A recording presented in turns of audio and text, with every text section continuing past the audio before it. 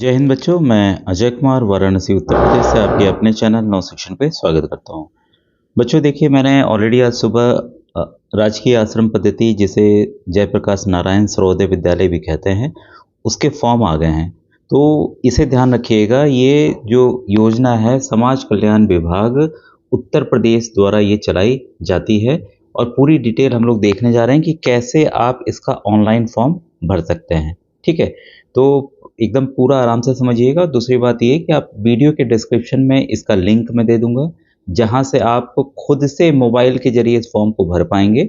ठीक है, और साथ ही साथ आप व्हाट्सएप चैनल और ग्रुप जरूर ज्वाइन कीजिए, जिसमें मैं जो भी इसकी पेपर होंगे या संभावित प्रश्न होंगे उसको मैं भेजूंगा, तो आपको उसकी तत्काल जानकारी बच्चों प्राप्त हो जाएगी। और अन्य योजनाएं भी आती हैं, काफ़ी प्रतियोगी परीक्षाओं की भी मैं तैयारी कराता हूँ, कक्षा 5 और कक्षा 8 के स्तर का, कक्षा 10 के स्तर का। तो उसके भी आपको वीडियोस बच्चों या इन्फॉर्मेशन आपको समय से प्राप्त होती रहेगी। तो देखिए, जो आप नीचे की तरफ आएंगे, जैसे ये साइट आपकी खुल गई है, ठीक है, तो नीचे की तरफ आएंगे तो यहाँ पर दिया हुआ है आपका राजकीय आश्रम पद्धति में 17, 26, 27 में प्रवेश हेतु ऑनलाइन आवेदन। ठीक है, तो पहले हमें ध्यानपूर्वक पढ़ना है। आवेदन पत्र भरने हेतु महत्वपूर्ण निर्देश, आवेदन का प्रारूप, आवेदन संबंधी सूचना। ठीक है, और यहाँ से अगर हम करते हैं तो आवेदन पत्र भरे तो यहाँ से भरेंगे, जब भर जाएगा तो उसका प्रिंट आउट भरा हुआ यहाँ से निकाल सकते हैं और विद्यालयवार रिक्तियाँ वो यहाँ से हम देख सकते हैं। लेकिन आवेदन पत्र भरने का प्रारूप जो है वो खुल रहा है, तो इसको हम लोग अभी जानते हैं। सबसे पहले देखिए, जो इसमें आवेदन संबंधी सूचना है, इसको हम लोग देख लें। तो जैसे आप इसको दबाएंगे ना, तो आप भी खुद से एक बार पढ़ लीजिएगा। और यहाँ मैं तरीका बता दे रहा हूँ, ये देखिए खुल गया है। ठीक है, तो यहाँ पर प्रवेश संबंधी सूचना है और इसमें ध्यान दीजिएगा कि आप इसमें सभी बच्चे, चाहे वो जनरल हो, चाहे ओबीसी हो, या अनुसूचित जाति के हों, अनुसूचित जनजाति के हों, सभी भर सकते हैं। इसका आप विशेष ध्यान रखिएगा। और इसमें रिजर्वेशन, ये जो मात्र जो थोड़ा ही ये बदलाव है, यहाँ पर 60% जो है सीट का आरक्षण अनुसूचित जाति वर्ग का है और अनुसूचित जनजाति वर्ग का है। तो अनुसूचित जनजाति उत्तर प्रदेश में बहुत कम पाई जाती है, तो मैक्सिमम बच्चे जो अनुसूचित जाति के हैं उनके लिए आप मान के चल सकते हैं। 25% आरक्षण जो है ओबीसी वर्ग के बच्चों का है। 15% सीट जो और बची, ये सामान्य वर्ग के बच्चों के लिए है। ठीक है, और इसमें आप चाहे जहाँ पढ़ते हो, सरकारी में पढ़ते हो, प्राइवेट में पढ़ते हो, मतलब मान्यता प्राप्त विद्यालय में, आप उससे कोई समस्या नहीं है। अगर आप 5 में अभी पढ़ रहे हैं तो 6 के लिए करेंगे, 6 में पढ़ रहे हैं तो 7 के लिए करेंगे, 7 में अभी पढ़ रहे हैं तो 8 के लिए करेंगे, 8 में अभी पढ़ रहे हैं तो 9 के लिए करेंगे। ये क्लियर है। ठीक है, जब 10 का रिजल्ट आ जाता है तो आप 11 के लिए भी कर सकते हैं, तो उसकी सूचना मैं अलग से आपको दे दूंगा।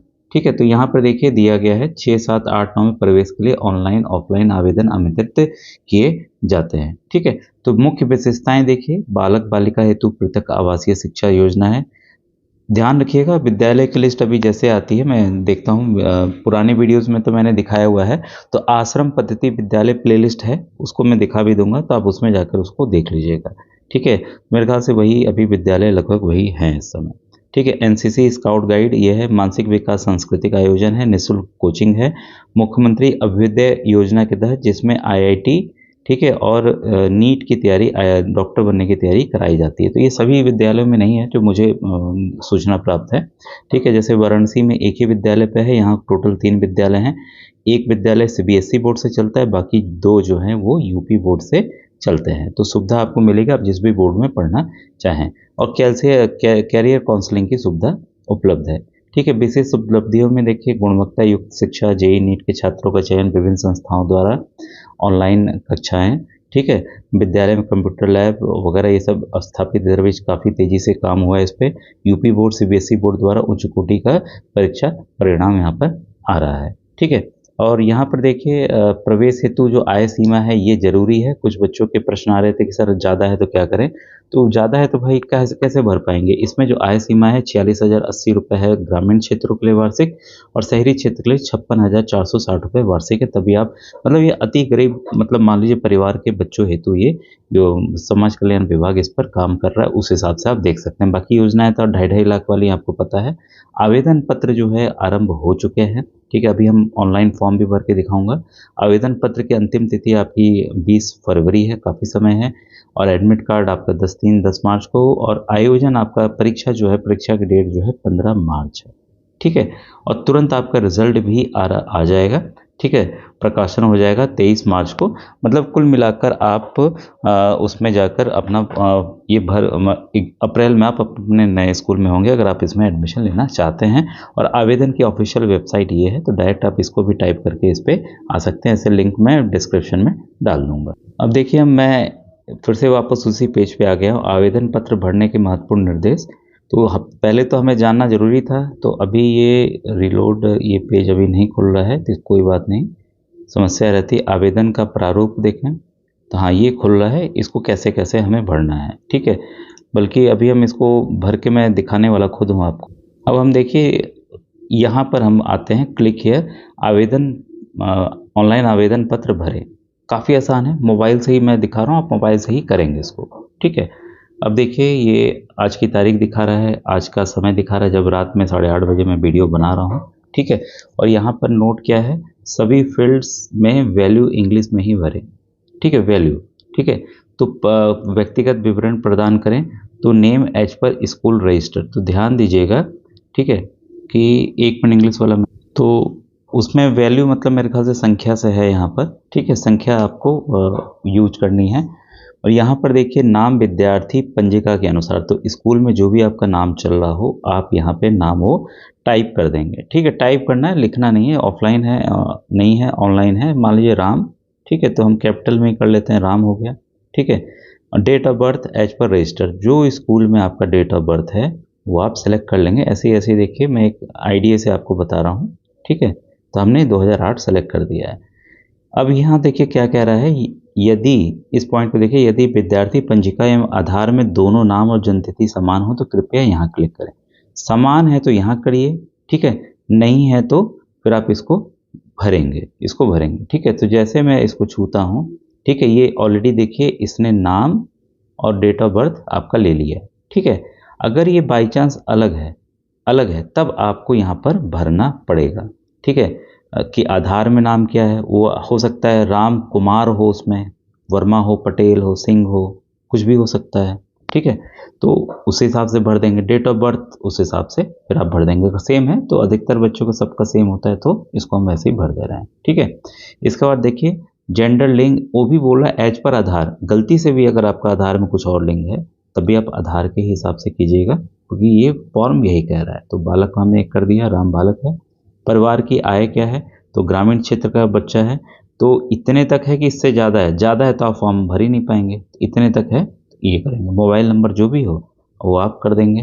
तो एक रिक्वेस्ट है बच्चों कि आप व्हाट्सएप ग्रुप ज्वाइन कर रहे हैं, लेकिन जो कुछ पूछना आप यूट्यूब के कमेंट सेक्शन पूछिएगा। जैसा आप जानते हैं मैं सरकारी अध्यापक हूँ बच्चों, और आप ही के इसके जानकारी हेतु ये सब वीडियोज़ बनाता हूँ। तो अगर आप, क्योंकि उस पर उत्तर मैं भेजने में असमर्थ रहूँगा, तो आपसे रिक्वेस्ट है यूट्यूब के कमेंट सेक्शन में आप पूछेंगे, ठीक है। 8765470705, ठीक है। तो ये मोबाइल नंबर डल गया, ठीक है, मैंने डाल दिया ऐसे ही।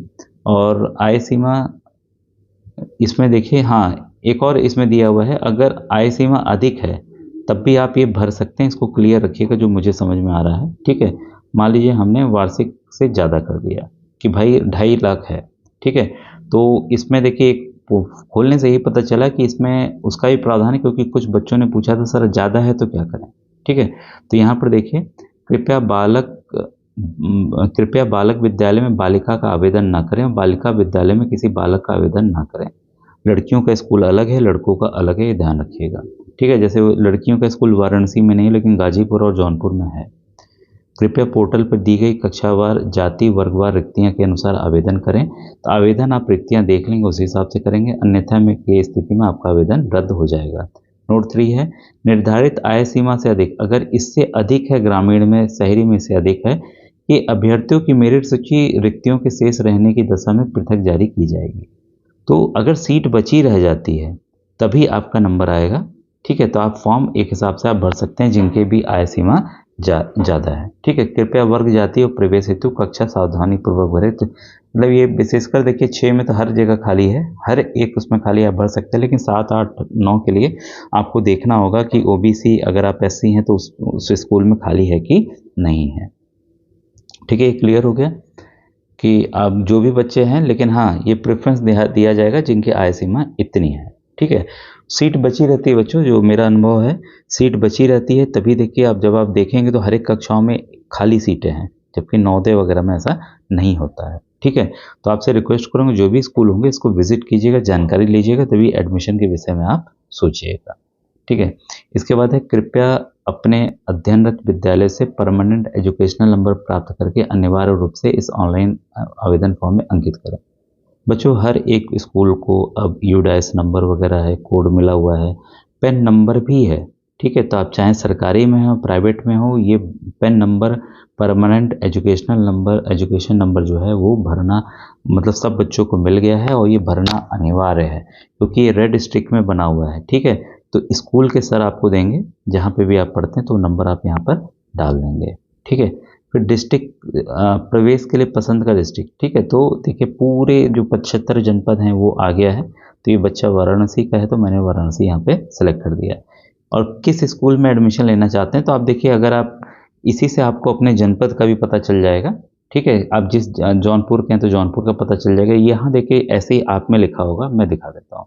राजकीय आश्रम पद्धति तरसड़ा, ठीक है, वाराणसी, ये बालकों के लिए है, ये यूपी बोर्ड है, ध्यान रखिएगा ये यूपी बोर्ड है। वैसे ही राजकीय आश्रम पद्धति विद्यालय चंदापुर वाराणसी, ये बालकों के लिए यूपी बोर्ड है।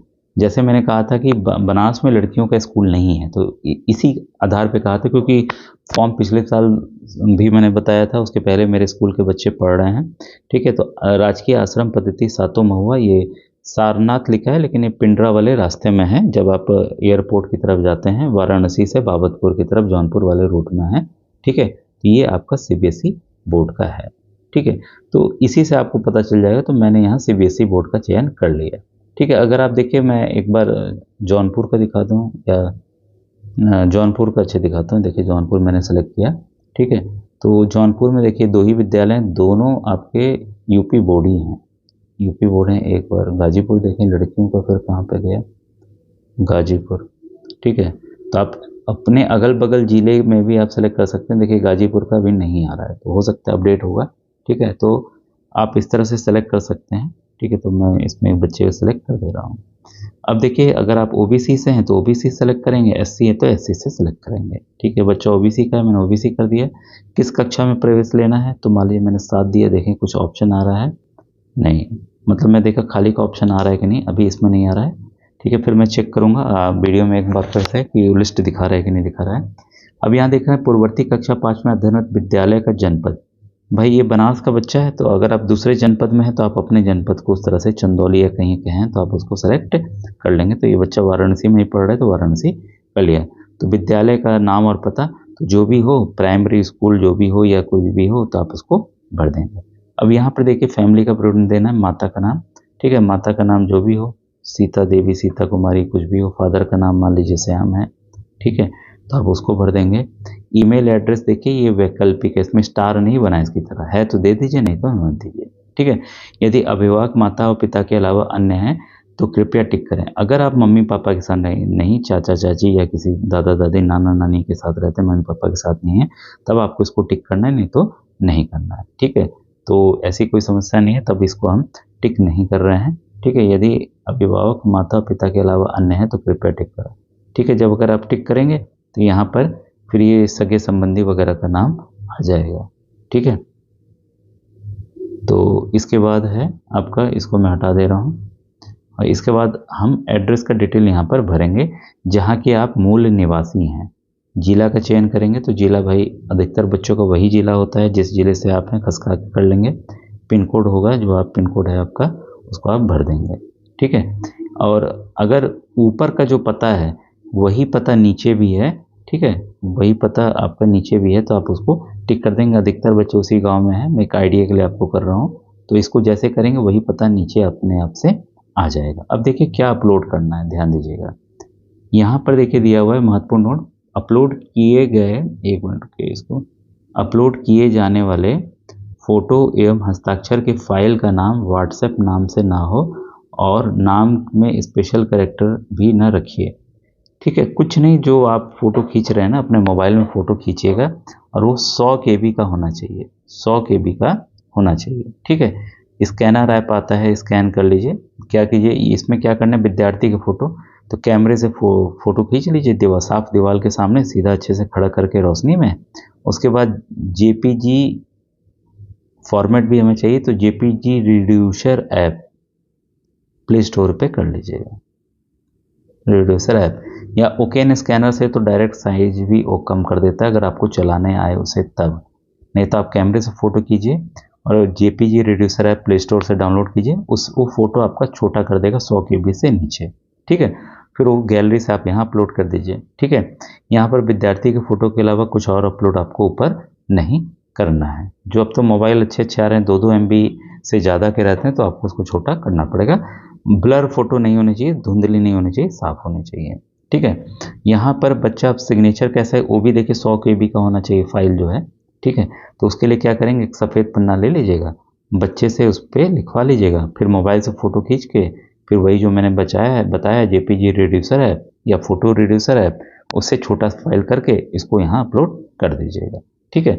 अब यहाँ पर देखिए मम्मी या पापा किसी का भी एक हस्ताक्षर होगा, ठीक है। तो कोई भी अपना हस्ताक्षर प्लेन पेपर के पे करके फ़ोटो खींच के यहाँ पर आप अपलोड कर देंगे, ठीक है। अध्ययन विद्यालय के संचार प्रधान द्वारा अग्रसारण, ये वैकल्पिक है, ये वैकल्पिक है, ज़रूरी नहीं है, लेकिन आप स्कूल के जो हेडमास्टर उनसे एक प्लेन पेपर पे लिखवा दीजिएगा कि ये बच्चा हमारे स्कूल में फलाना फलाना कक्षा में पढ़ता है, बस इस तरह से आप लिखवा के ये 1 MB तक ये आप अपलोड कर सकते हैं, ठीक है। तो ये देखिए ये आपकी जेपीजी नहीं है, ये आपका PDF है। तो वैसे ही आप फ़ोटो खींच के फ़ोटो को छोटा कर लीजिएगा पहले, फिर ठीक है जेपीजी टू PDF। अब कौन सा ऐप करना है, जेपीजी टू PDF, ठीक है। PDF में बदल देगा, फाइल छोटा कर लीजिएगा, फिर वो आप अपलोड यहाँ पर उसमें कर सकते हैं, ठीक है। तो ये वैकल्पिक है ऐसे भी, तो आप चाहें तो करिएगा, नहीं तो नहीं करिएगा। अब देखिए जो है आपका यहाँ पर कि यह घोषणा या करताओं के आवेदन पत्र में दर्ज सभी विवरण सत्य है, मतलब है, और ये आप फाइनल सबमिट कर देंगे, आपका फॉर्म जो है वो सबमिट हो जाएगा, ठीक है। अपने ऑनलाइन पंजीकरण के समय प्रवेश के लिए पसंद का जो विद्यालय चुना है, किसी भी समस्या के लिए उस विद्यालय से संपर्क आप जाकर स्वयं से कर सकते हैं। तो ये देखिए पूरी डिटेल आपकी यहाँ पर है आश्रम पद्धति विद्यालय को लेकर, ठीक है। और मेरे ख्याल से इन्होंने यहाँ कॉन्टैक्ट नंबर भी दिया हुआ है, अगर किसी को कोई समस्या हो तो ये जो फ़ोन नंबर है 0522-220-9259 पे आप संपर्क भी कर सकते हैं। फ़ोन उठता है, मैंने किया था तो फ़ोन उठता है, ठीक है। अब देखिए आपने फॉर्म भर लिया, सबमिट हो गया, तो आवेदन पत्र प्रिंट करें, तो अगर आप इस पे जाते हैं प्रिंट वाले पे, ठीक है, बोलते हैं ना कई लोग सर हम भूल गए, तो आपके मोबाइल पे देखिए एप्लीकेशन नंबर आ जाएगा, उससे भी कर सकते हैं। अगर नहीं आया तो पर्सनल डिटेल व्यक्तिगत विवरण से भी आप कर सकते हैं, जिसमें आपको क्या भरना होगा, पंजीकृत नाम अंकित करें, बच्चे का नाम, पिता का नाम, ठीक है वो करें, माता का नाम करें, ठीक है, जन्म तिथि करें और खोजें। आपके सामने इस तरह से ऑप्शन आ जाएगा। तो ये भी आपके पास बच्चों एक तरीका यहाँ पर है, ठीक है। और यहाँ पर और देखो क्या, अब देखिए बच्चों ये जो है ना आपका, तो नीचे की तरफ ये 3 लाइन बनी है, तो यहाँ आपको विद्यालय की लिस्ट आपको दिख जाएगी, ठीक है। तो जैसे मैं इस पर क्लिक करता हूँ यहाँ पर, तो यहाँ पर आप चले जाइएगा हमारे विद्यालय, ठीक है, हमारे विद्यालय, तब आपको सीट की जानकारी मिल जाएगी। तो जैसे मैं इसको कर रहा हूँ तो ये देखिए पूरा विद्यालय आ गया, और आपको इससे ही पता चल जाएगा कि बालक का है कि बालिका का है, ठीक है। अभी देखिए आगरा मंडल में, आगरा में है, मैनपुरी में है, फिरोजाबाद में है, ठीक है। और अब ये आगरा मंडल में 4 विद्यालय हैं कुल, ठीक है। बालक बालक बालक बालक, केवल बालकों के लिए 4 विद्यालय, पता पूरा दिया हुआ है, तो यहाँ के बच्चे यहाँ जाकर आप देख सकते हैं, ठीक है। वैसे ये देखिए आजमगढ़ का है, ठीक है, आजमगढ़ मंडल में 3 विद्यालय हैं, बालक ये बालिका का है, ये बालक का है, ठीक है। CBSE बोर्ड यहाँ आप देख सकते हैं, पता पूरा दिया हुआ है। प्रयागराज मंडल का काफ़ी ज़्यादा है, काफ़ी ज़्यादा, अभी तक यहाँ तक तो वही दिख रहा है, बालक बालक बालक, बालिका बालिका बालिका बालिका, देखिए काफ़ी कुछ है। UP CBSE काफ़ी, इधर के बच्चों को काफ़ी ज़्यादा ऑप्शंस प्रयागराज को मिल रहा है। वैसे ही कानपुर का देख लीजिए, आप आपके सामने है, गोरखपुर का देख लीजिए कहाँ कहाँ विद्यालय हैं, चित्रकूट का देख लीजिए कहाँ कहाँ विद्यालय हैं, ठीक है। तो आप यहाँ विद्यालय जाके विजिट कर लीजिए, ये नहीं कि अरे हमने देखा नहीं, ये तो यूपी बोर्ड था, हमें सीबीएसई बोर्ड चाहिए था। तो आपके पास ऑप्शन है, अभी अभी आप जाकर देख सकते हैं विद्यालय, अभी बहुत समय है। झांसी का हो गया, देवी पाटन मंडल का हो गया, अयोध्या का हो गया, बरेली का हो गया, मुरादाबाद का हो गया, मेरठ का हो गया, लखनऊ का हो गया, काफ़ी विद्यालय हैं। वाराणसी का हो गया, जो तो मैंने वाराणसी का ऑलरेडी दिखाया है। 1 मिनट 4 विद्यालय आ गए हैं। ये हाँ, गाजीपुर वाला, हाँ ये गाजीपुर का है, ये बालिका का, वही तो नाम नहीं दिख रहा, मैं सोचा इधर की बालिका का कहाँ गया, तो ये गाजीपुर में है। ठीक है। फिर ये चंदौली, चंदौली जौनपुर में देखिए बालिका का है, उसमें नहीं दिखा रहा था, सिरकोनी में बालिकाओं के लिए है। ठीक है। तो वाराणसी की जो बच्चियां हैं वो गाजीपुर या वहाँ जाकर एडमिशन ले सकते हैं, कोई दिक्कत नहीं है। ठीक है। तो और ये देखिए मिर्ज़ापुर मंडल का आ गया, सोनभद्र का आ गया, विंध्याचल मंडल, अयोध्या मंडल, आगरा मंडल, और भी यहाँ पर हैं, अलग से हो सकता है नए नाम जुड़े हैं। तो कुल 106 हैं। कुल कितने स्कूल हैं? कुल 106 हैं, जो कि पेपर में 103 आज सुबह मैंने देखा, बताया भी था आपको। तो ये देखिए, ये पूरे विद्यालय आप इस हिसाब से बच्चों देखकर आप उसको सेलेक्ट कर सकते हैं। मेरे ख्याल से अब आपके सभी डाउट्स क्लियर हो गए होंगे। Thank you very much.